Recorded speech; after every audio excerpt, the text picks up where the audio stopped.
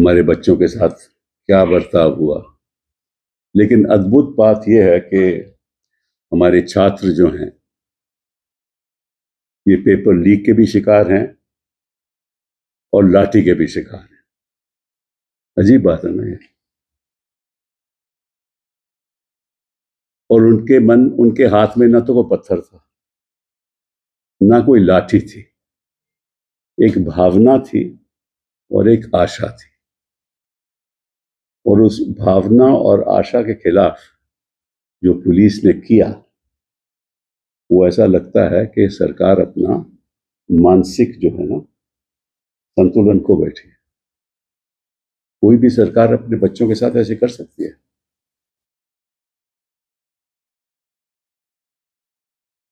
कि वो पीसफुली प्रदर्शन करें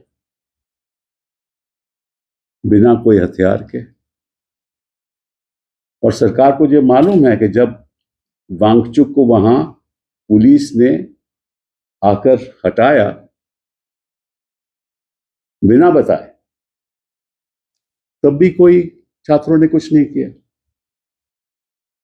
और अगर तब नहीं किया तो उनके ऊपर क्या जरूरत थी कि आप लाठी चलाओ। लेकिन आज की प्रेस कॉन्फ्रेंस का ये मकसद नहीं है, क्योंकि मैंने देखा वो सभी ने देखा, सारे देश ने देखा, सब देश के छात्रों ने देखा। मेरा मकसद एक और है।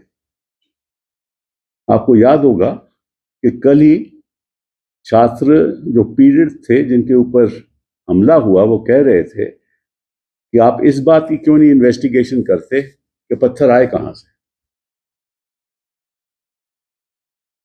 और उनका इशारा इस तरफ था कि सरकार खुद ट्रक लेकर पत्थर लाई।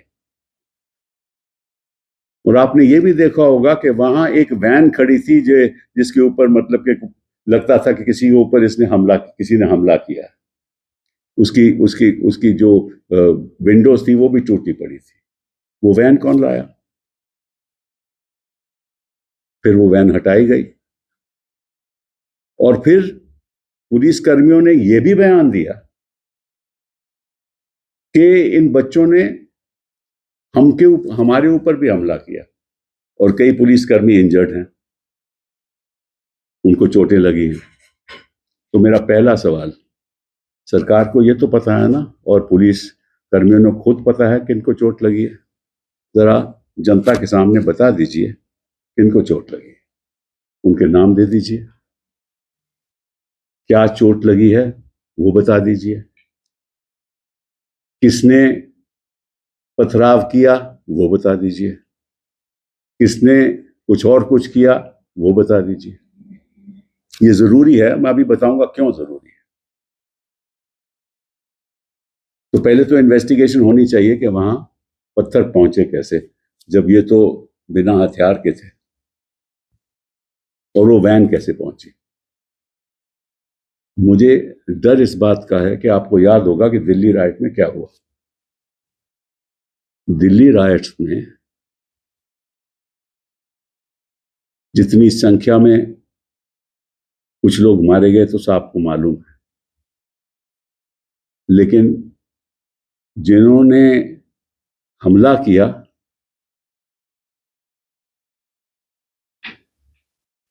वो ही दिखाए गए कि उनके ऊपर हमला हुआ है। और हमारे बच्चे हैं वहां दिल्ली राइट्स में, उनको यूएपीए के अंदर उनके खिलाफ केस दर्ज हो गए, और कुछ लोग तो 5-5 साल अंदर हैं। और ये करते क्या हैं कि बाद में एफआईआर फाइल करेंगे, उसमें कहेंगे कि ये लोग थे, हालांकि वो तो बात इन्वेस्टिगेशन की होगी। एफआईआर में कुछ लोगों का नाम ले लेंगे जो यहाँ इस जंतर मंतर में सबसे आगे थे। फिर उस पर 120B लगा देंगे, फिर उन पे यूएपीए लगा देंगे, फिर उनको अंदर कर देंगे, और फिर 3-3, 4-4, 5-5 साल तक उनको बेल नहीं मिलेगी। ये होने वाला है। इसलिए मेरी मांग है कि जो भी पुलिस कर्मियों को चोटें आई हैं, नाम बताया जाए, कितनी चोट आई है वो बताई जाए, मेडिकल रिपोर्ट बताई जाए, स्टेटमेंट क्या ये दिया है उन्होंने डॉक्टर के सामने, वो बताया जाए, और जो बच्चों को चोटें लगी हैं उनका भी खुलासा देश के सामने हो, ताकि बाद में गलत तरीके से गलत केस करके बच्चों को शिकार न बनाया जाए। शिकार तो अब बना चुके हैं, उन्होंने कुछ भी नहीं किया था, और बेरहमी के साथ महिलाओं के, बच्चियों के साथ किसी के कपड़े भी फाड़ दिया आपने। मुझे याद है, मुझे ऐसा लगा कि जो मेन स्ट्रीम मीडिया, जिसको हम आप लोग गोदी मीडिया कहते हैं, वो तो वहां थे ही नहीं। उसकी दो वजह हो सकती है, एक तो डर रहे थे कि जाएंगे तो गाली पड़ेगी, विरोध होगा, कहेंगे वापस जाओ वापस जाओ, और जाएंगे तो दिखाना भी पड़ेगा, दिखाएंगे तो सरकार उनसे पूछेगी तुमने दिखाया क्यों। तो इसलिए यही गोदी मीडिया कह रहा है कि आप नेपाल की स्थिति यहां चाहते हो, यही कह रहा है ना, ये डिबेट हो रही है ना। कौन नेपाल की स्थिति चाहता है? कोई नहीं चाहता, छात्र तो नहीं चाहते। अगर ऐसी बात होती तो हिंसा का इस्तेमाल होता, ये तो साफ जाहिर है। वो तो बेचारे लाचार थे, वो टारगेटेड थे। और यही गोदी मीडिया, जब अन्ना हजारे की मूवमेंट चल रही थी, तब उसको ये अरब स्प्रिंग कहते थे, याद है आपको? तब ये अरब स्प्रिंग कहते थे, अब ये तुलना कर रहे हैं नेपाल से, और जो हो रहा है वो दिखा नहीं रहे। उस समय तो कैमरा भागता था अन्ना हजारे के पीछे, जहां जहां अन्ना हजारे जा रहे थे वहां कैमरा भागता था इनका, गोदी मीडिया का। जहां जहां रामदेव जा रहा था वहां इनका कैमरा भागता।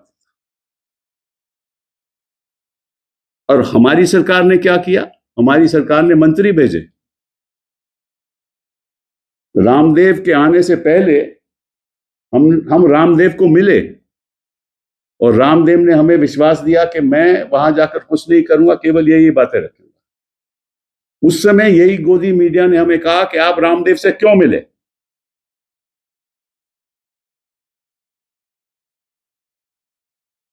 ये किस किस्म का देश है, और किस किस्म का देश ये बनाने जा रहे हो आप लोग? नड्डा साहब आज कहते हैं कि पहली बार हमारे पास प्रपोजल आया, पहली बार। पिछले 19, 20, 21 दिनों में क्या हो रहा है? प्रपोजल तो यही है ना कि इसकी इस्तीफा मांगो, धर्मेंद्र प्रधान का इस्तीफा। ये इनको पहली बार पता चला है, शायद ये केवल मोदी की तरफ देखते हैं, इनके अब ध्यान बाकी जगह तो आता नहीं, होता नहीं है ना, क्योंकि मोदी जी की तारीफ करनी है, और मोदी जी हैप्पी बर्थडे बोल रहे हैं सब लोगों को, ठीक है ना? अच्छी बात नहीं है प्रधानमंत्री का चुप रहना, मंत्रियों को कहना कि पहली बार प्रपोजल आया, जब उन्होंने खुद बुलाया उनको। ऐसा लग रहा था नड्डा जी के बयान, ट्वीट से, कि वो खुद आए हैं प्रपोजल लेकर। बात उलट थी, उनको बुलाया गया। और सही कहा इन लोगों ने, इस बार तो हम चले गए, 2 घंटा हमें वेट करवाया, 2 घंटा इंतजार करवाया, और इस बार तो हम चले गए, लेकिन अगली बार इनको यहां आना पड़ेगा। जो भी इश्यूज हैं छात्रों के सामने, वो उनके भविष्य के इशू हैं, भविष्य से जुड़े हुए इशू हैं कि उनका फ्यूचर है क्या। अगर पेपर ही लीक होते रहेंगे तो उनका भविष्य यहां जाएगी ना। और ये भविष्य केवल बच्चों छात्रों का नहीं है, सारे परिवार का भविष्य है। इसीलिए माता पिता भी वहां गए हैं बच्चों के साथ इस प्रदर्शन में, यही बताने के लिए कि आप हमारी बात सुनिए, जो शिक्षा की व्यवस्था है इसको ठीक कीजिए।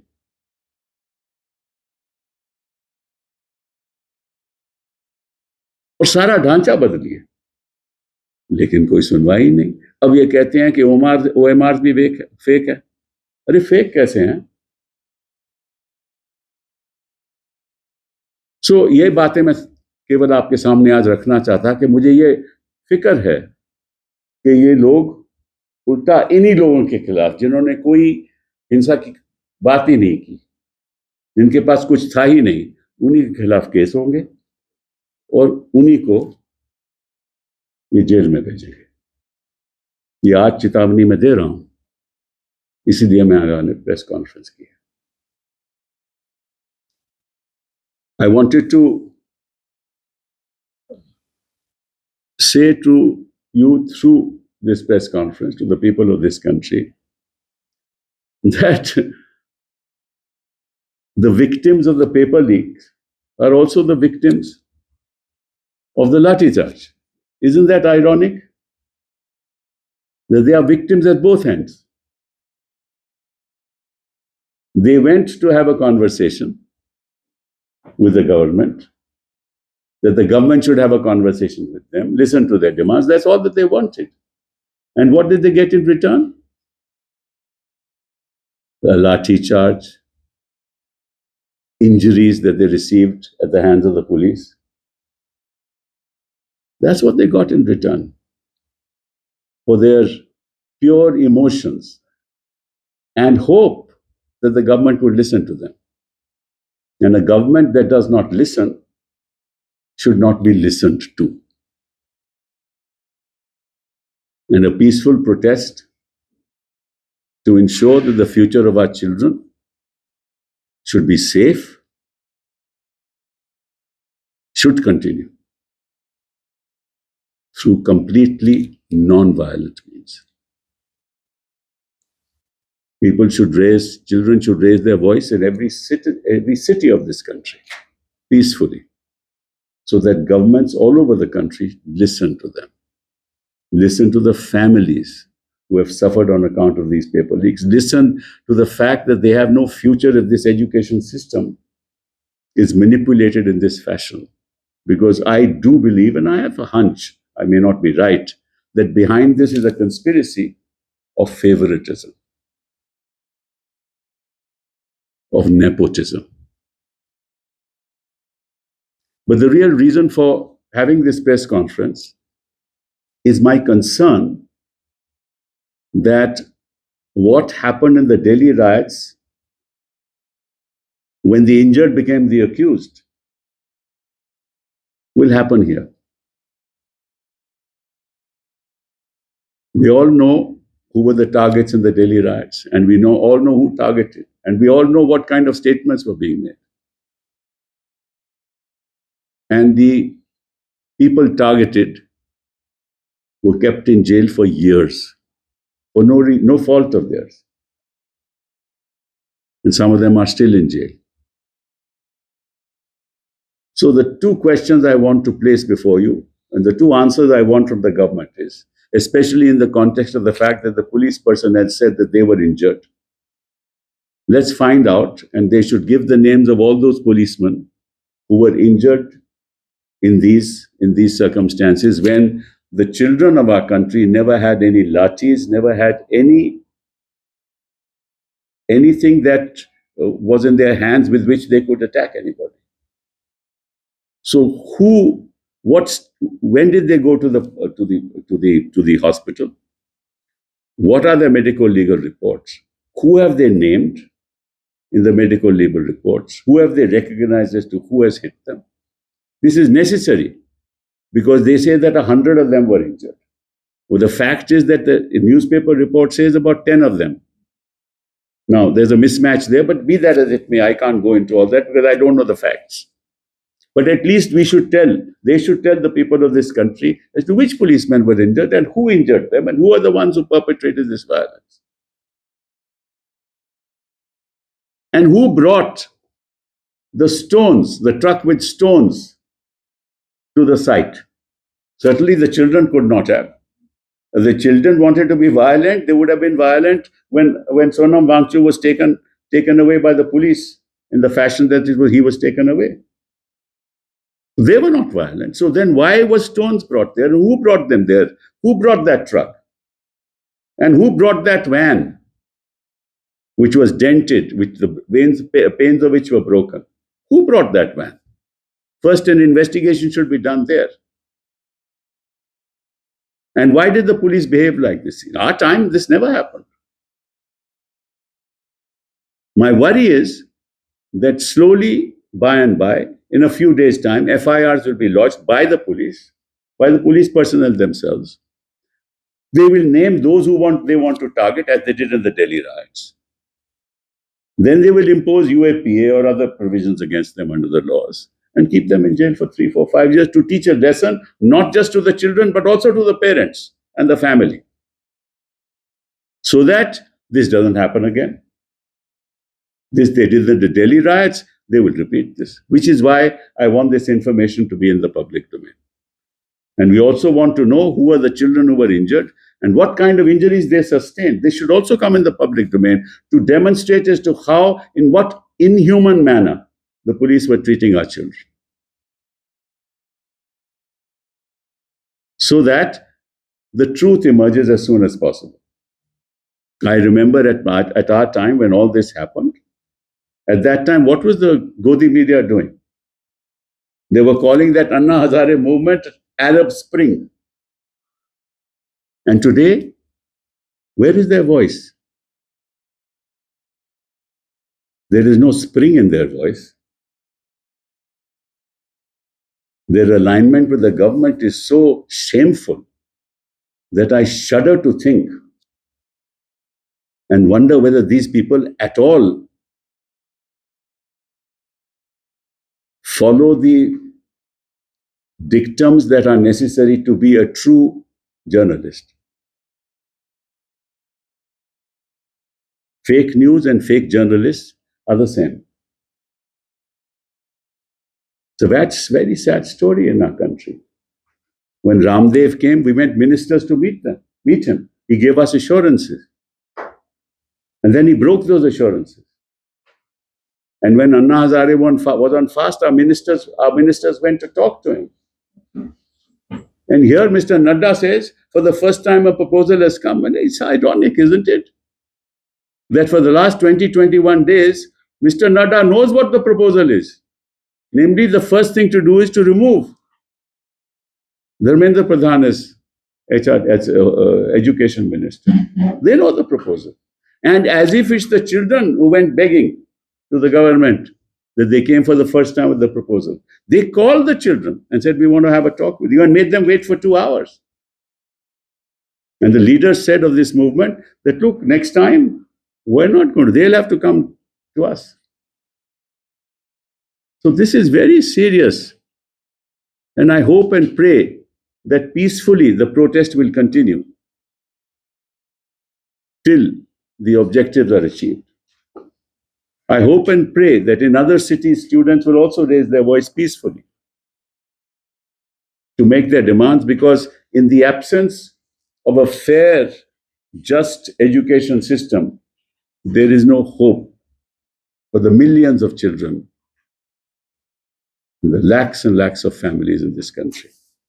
Thank you very much. So, if you can take one question. As the parliament is also going on right now, do you expect a statement from the government on yesterday's incident? Well, I don't know. That's for the government to decide.